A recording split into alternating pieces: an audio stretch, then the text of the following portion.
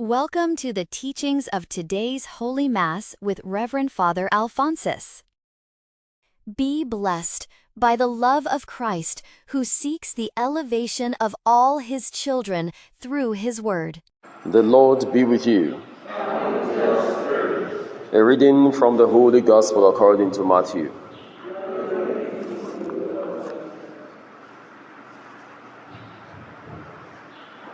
At that time, Jesus said to his disciples, "Beware of men, for they will deliver you up to council and flog you in their synagogues, and you will be dragged before governors and kings for my sake, to bear testimony before them and to the Gentiles. When they deliver you up, do not be anxious how you are to speak or what you are to say, for what you are to say will be given to you in that hour. For it is not you who speak, but the Spirit of your Father speaking through you. Brother will deliver up brother to death, and the father his child, and children will rise against parents and have them put to death. And you will be hated by all for my name's sake. But he who endures to the end will be saved." The Gospel of the Lord. Glory to Jesus. Endurance is not called upon anything that is not of value. No one is expected to waste his or her time. No one is expected to invest anything valuable on something that is not of value. For indeed, what will ever demand our patience, our persistence, and our endurance must be worth it. The price for which we endure must be worth more than the quotient of endurance that we pay to it. So when Stephen weighed the consequences of death, when Stephen weighed the pains and the problems, as he saw before him men who were holding stones, ready to crush his skull and mingle his brain with the sand, and match his tissues with bones together, with the blocks and the granites that were in their hands, the quotient of perseverance through that suffering was obviously nothing compared to the crown that he was about to receive. So when he gazed into the sky and saw the glory of God, all those stones didn't matter anymore. All that they held didn't matter anymore. It is economical to be a good Christian, very economical. And one of the greatest economists in the universe is God himself. If we look at creation, you see a lot of economy that's been made. Now we could ask the question, what did he invest in creating the world? Nearly nothing. He just spoke, it came to be. He just spoke, it came to be. And then when he came, that's creation. Then at the incarnation, what did he invest? He had the intention over 5,000 years ago. There were coordinates on earth who were ready to receive or to manifest that intention. And Jesus came into this world. His death, only one death, destroying billions of deaths, and we don't know how long this world will still be before the final expiration. So for as long as there are human beings that are born, only one death. His blood may not be up to 6 pints if it's to be measured. How many drops of blood? I imagine the number of people who keep calling on that blood and the miracles that come thenceforth. I have not seen any reality that's as economical as that. Such gains. But how come we don't see this in our daily decisions? How come we don't see this at all when we are taking decisions, when we are making choices? How beautiful it is to own God. The earth is filthy. They describe it as flower that blossoms in the morning. By evening, it withers and fades. And so Stephen made the right choice. He was a die-hard economist. And then look at what he did. He looked at those who were holding stones. The moment they started throwing stones at him, he looked up to heaven. Their stoning didn't have level. So you'd imagine someone, forgive them, for they don't know what they are doing. You summarize both the chief priests, the elders of the people, all those mighty people of the synagogue of the free man, as they call them, all those who felt they are free. They have a title of freedom. And then one young boy says, forgive them, they don't know what they are doing. Do not hold it against them. A small boy is speaking on behalf of elderly men who actually didn't know their left from right. So who is mightier? By the way, is it not disgraceful for a whole crowd to kill one person and you'll be happy you killed something? What did you kill? They all killed themselves that day. But Stephen stood his ground and used his blood to save them all. One person. How economical. One person stood, used his blood to cleanse people who are not even worthy of it. Have you ever thought about that? That even we are not ready to shed our own blood to clean our own selves. Have you thought about that?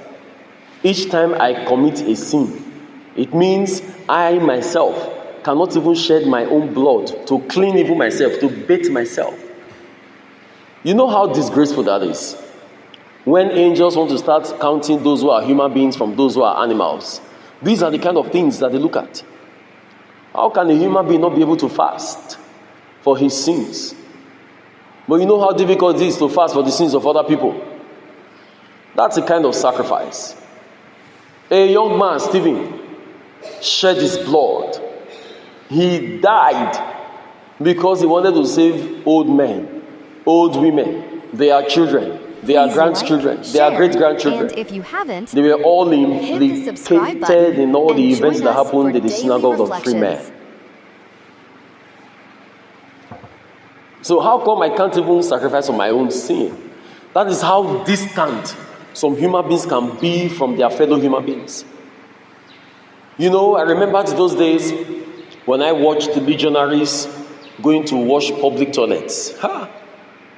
Do you know how filthy that place is? Even the people who go there to poo and to pee, that would be the last place they want to even do work for financial gains.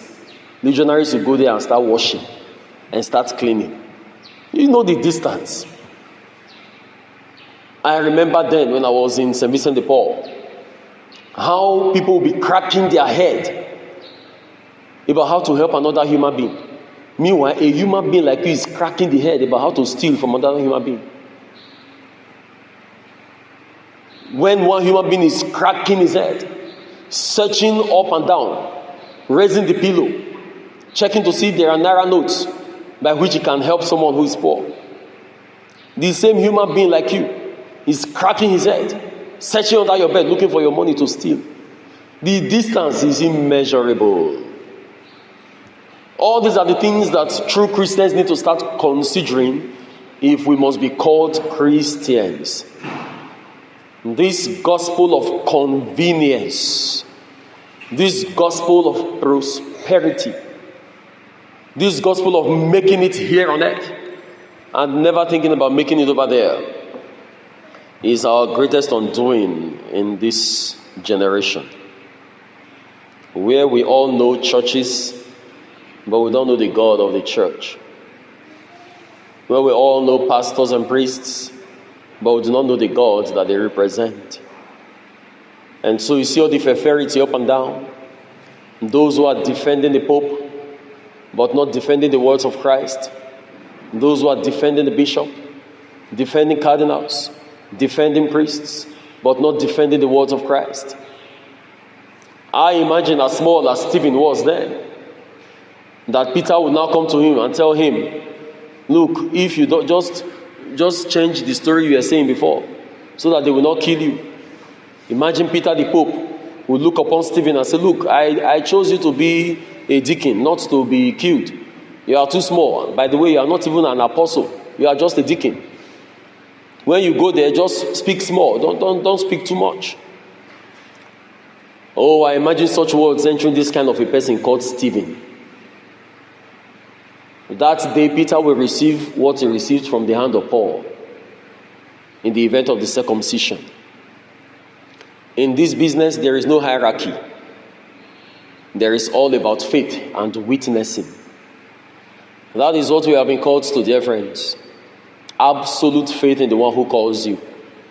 Not favority to a colleague, no matter the status that the person bears. It is the reason why your spirituality must not be caged under mine. Your spirituality is free to exceed mine. It depends on the work that we put on. It's the reason why I teach you the raw truth. In case you might be more powerful than I. In case you might be more resplendent than I. In case you might not have the weakness that I have. At least with the raw truth, a mighty person will rise from this congregation. And maybe in my own weakness, that person might be the one that would intercede for me. As Stephen did for the Pharisees, for the Sadducees, for the temple chiefs. That is number one. Number two, the ideals of forgiveness must be understood very plainly. The devil makes use of the innocence of people to bring about curse to a generation. Stephen was killed for nothing. As at that moment, Stephen was transiting from life on earth to life in the spirit world. Whatever he says at that moment, no spirit can you turn it. No spirit can. Even God himself will not turn it. Even God himself will not turn it. You see, when Abel's blood cried to God, all the things that God told Cain were the result of the cry of Abel. Cain was destroyed by Abel. At that moment, Abel was transiting from this life to the spiritual realm. That moment of death, first of all, is betrayal. Then the second one is fear. The third one is checking whether the person will change his mind. We can't change his mind. You want to kill me. After the first stone hit on his head, shock, looking back to see the brother, betrayal. Then the next stage is fear. I'm about to die. The third stage is whether he's going to change his mind. Are you going to feel sorry for me? And then he raises his stone to strike him again. This time is anger. What did I do? What did I do? Blood already oozing from his head. Look, God is not man.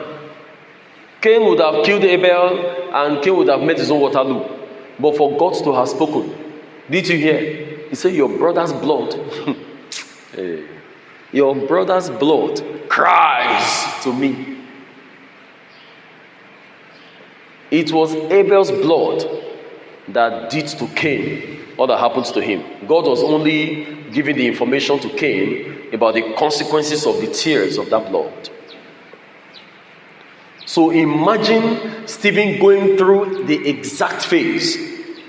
If not for the mighty presence of Jesus in him, imitating Jesus Christ who came to die for sinners. If Stephen had opened his mouth to curse those people, you see, that generation, I can tell you this firsthand, that the mighty conversion of those people would never have happened. They will preach, nothing will enter their ears.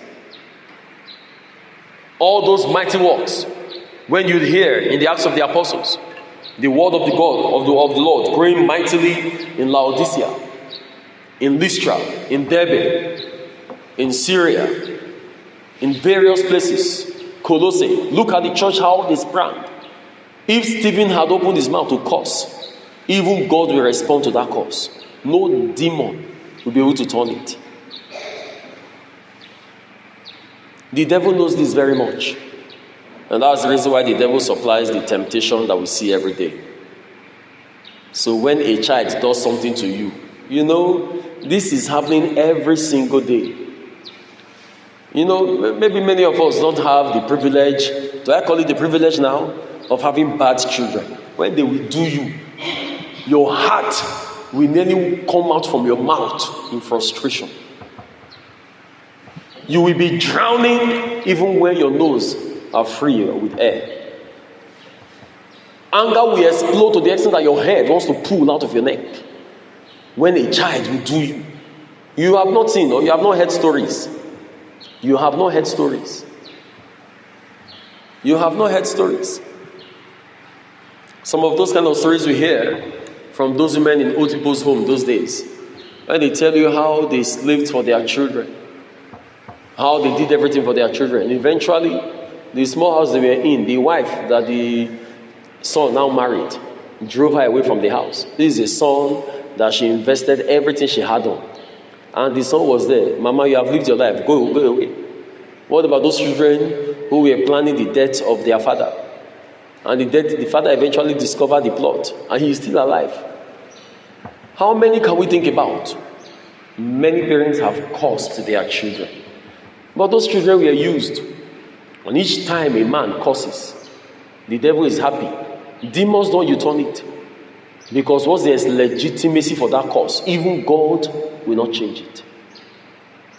But who is going to train us on how to have the power to see the hand of Satan working in those kind of legitimate conditions for laying curses? The conditions are legitimate. Who will be mature enough to accept that truth?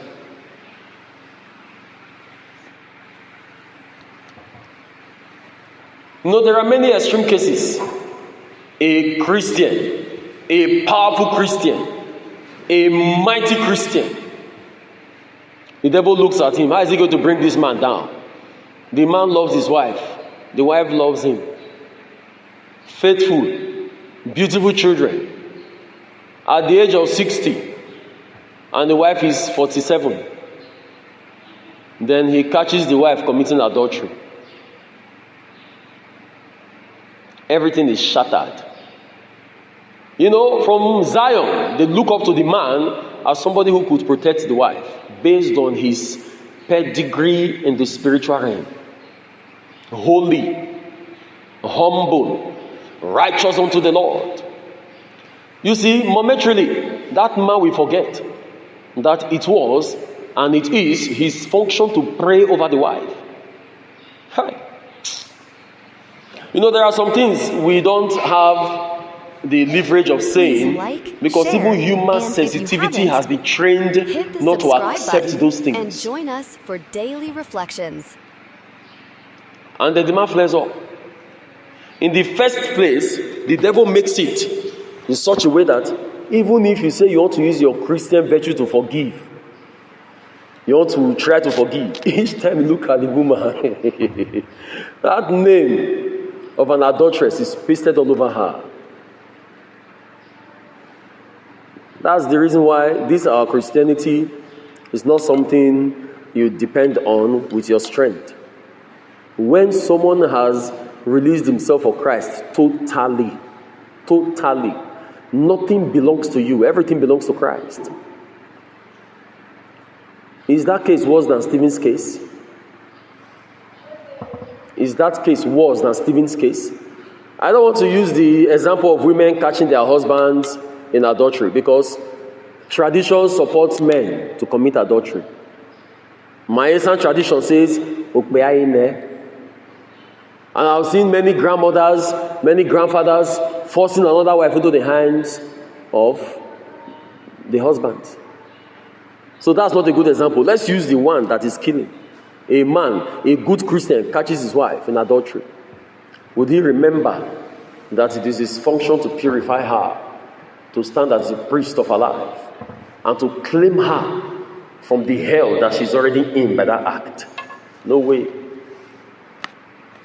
Push them out. We only remember our convenience. For the first time a man is tested, that's when you know that test has come. Not all those things that we can actually solve. Not all those things that we can actually bear.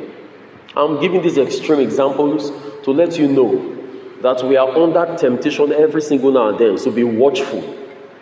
St. Stephen was in Christ Jesus, and the temptation was not big enough for him. The temptation was not big enough for him. He saw the prize. The prize was too mighty.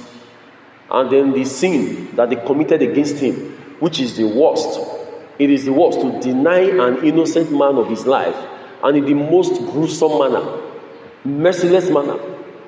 If you want to stone the head, it will mix and touch the shoulder will crush. If you want to aim where the kidney is, it will mix and it will touch his groin, the groin will crush. If you want to do bad, say, let me scatter his groin, and you throw the stone, it touches his lap, the lap will scatter. You say you want to demobilize him so he cannot run. You want to strike his knee. Big stone, a stone that is meant to kill. When they say stone to death, let the sentence ring in your mind. Stone to death. And so you want to trap the knee. It misses the knee and goes and cuts the center bone of the leg from the knee to the foot. You have not seen it. There is no movie that will be comfortable enough to show you stoning to death. So a human being is going through that, and you still have the mouth to say, forgive them, for they don't know what they do. You think it is his power. He has migrated himself with Jesus Christ. So that the spirit of the divinity that looks down on everything with the full meaning of what everything connotes, he spoke from that dimension. So let us look at ourselves and see the small temptations that people arouse us with here and there. And our anger will flare. It will be boundless. And guess what? The devil is so skillful that the temptation that came to tempt you will be lesser than your reaction. Your eventual reaction will be more than the temptation that came. So if the devil comes with one pinch, he is hoping to get 10 back. So what do? You abandon yourself to temptation. Stephen is showing us something today. Let us look beyond martyrdom. Let us look at forgiveness and start thinking twice about it. Each time there's a situation that makes you not able to forgive, there is a chain around our necks. Whether you accept it or not, any situation that lands your plate and that situation makes you find it difficult to forgive, do not count yourself as mighty enough to venge. Do not count yourself as someone that nobody should dare to hurt. Do not count yourself as somebody who is so respectable. You are so respectable that this person dared you. This person could dare this. And then you decide not to forgive. No, you are not mighty. We are not mighty. At that point in which you cannot forgive, we are slaves. We are pebbles. We are in chains. There is a chain around our neck, and there is somebody holding us and pushing us like dogs. Each time you see the person, your anger flares. Huh? Each time you see the person, your anger, we are dogs. And we'll be thinking we are mighty. And don't forget the enemy. That's what Stephen is showing us today. Don't forget the enemy. Don't let the enemy redefine who God is in your life. Don't let the enemy redefine who God created you to be. The enemy must not be given the power to redefine it. So when somebody offends you and the offense is deeper than you can bear, just go to him and cry. Cry. If you do boss, it's that boss that will take us to hell. Trust me. If you do boss, that boss is the chain. You want to do boss. You want to prove. I've heard people who have said, if that's what will take me to hell, I will rot in hell. And in broad daylight, you curse yourself like that. The ignorance and the lack of wisdom, in fact, that kind of statement is actually a molestation. You should pity the person, because that statement was engineered by the one that wishes to molest the person. So all round, while the person is doing boss, I'd rather die than forgive. He's a slave. Those are not people you should be afraid of. You should cry for them. Better cry. Intercede on their behalf. Because they have strengthened the chains that go around their necks. Do not be deceived. For Satan is way more intelligent than you can imagine. Do not be deceived, dear friends. Do not let anger, St. Paul says, do not let your anger stay till the evening. He says, do not give the devil his opportunity. God bless us all. Please like, share, and if you haven't, hit the subscribe button and join us for daily reflections.